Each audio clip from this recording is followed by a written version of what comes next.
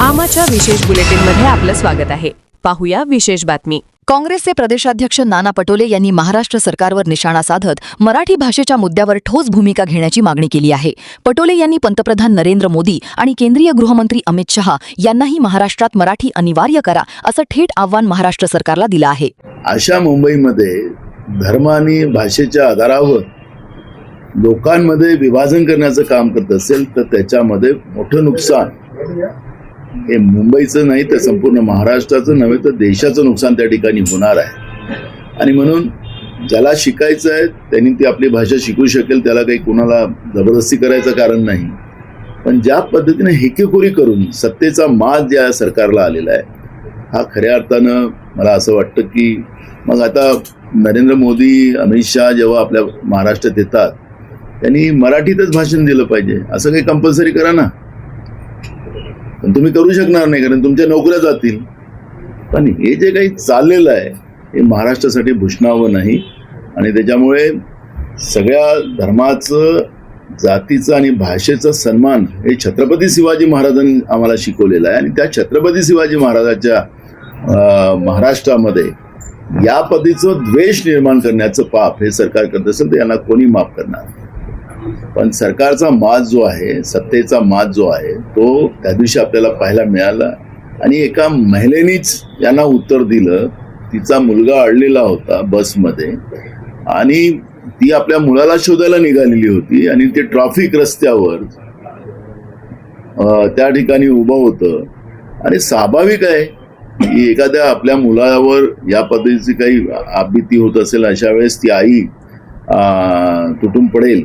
हे काय आईचं रूपच हे दुर्गेचं असते असं आपण म्हणतो आपल्या संस्कारामध्ये. तर तिचा अवतार होता तो, ती काही राजकीय नव्हती. पण सरकारचा माज त्याच्यामध्ये लक्षात आला की खोटं बोला आणि रेटून बोला. जे काही 2023 मध्ये संसदेमध्ये कायदा पारित झाला, बहुमतानं झाला, एकमतानं झाला, काँग्रेसने सपोर्ट केला त्या कायद्याला आणि तुम्ही लागू करत नाही. एकीकडे महिलावर अन्याय आपणच करायचा आणि एकीकडे महिलांसाठी आम्हीच आहो अशा पद्धतीचा दिखावा करण्याची, नौटंकी करण्याचं जे पाप महाराष्ट्रातलं सरकार करते आणि त्याचा परिणाम त्या दिवशी एका महिलेनेच यांची जागा दाखवण्याचं काम केलेलं आहे. आणि ते बरोबर आहे, त्याचं आम्ही समर्थन करतो. बघा, आम्हाला तर फायदा होणारच आहे, लोकांना हे कळलेलं आहे. दोन्ही मीडियाने दाखवलं नाही तरी सोशल मीडियावर त्या पद्धतीची प्रतिक्रिया सगळ्या स्तरातून आपल्याला पाहायला मिळते आहे. त्यामुळे मला असं वाटतं की भाजपनी कितीही पाप लपवण्याचा प्रयत्न केला, महिलावर अन्याय करणारी भाजपची जी परंपरा आहे ती या निमित्तानं पुढं आलेली आहे. आणि ते पाप लपवण्यासाठी हा प्रयत्न केला जातो. आपल्याला लक्षात असेल जेव्हा 2023 मध्ये 21 सप्टेंबर 2023ला महिला विधेयक पारित झाल्यानंतर आपल्या देशातले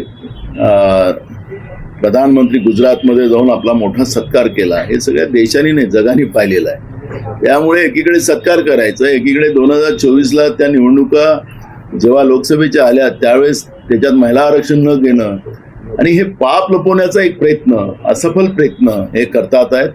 आणि 131वी घटना दुरुस्ती जी आहे ही घटना दुरुस्ती देश तोडण्यासाठी होती, देशाला एकत्रित ठेवण्यासाठी नव्हती. आणि त्याच्यामुळे हे सगळ्या लोकांना कळलेलं आहे. त्याच्यामुळे मला असं वाटतं की भाजप कितीही केलं, किती मोर्चे काढले, काही केले आणि त्या महिलांचंही आपण पाहिलं असेल, त्या महिलांना माहीतच नाही आम्ही कशासाठी मोर्चाला आलो, म्हणजे या महिला आणल्या गेल्या होत्या.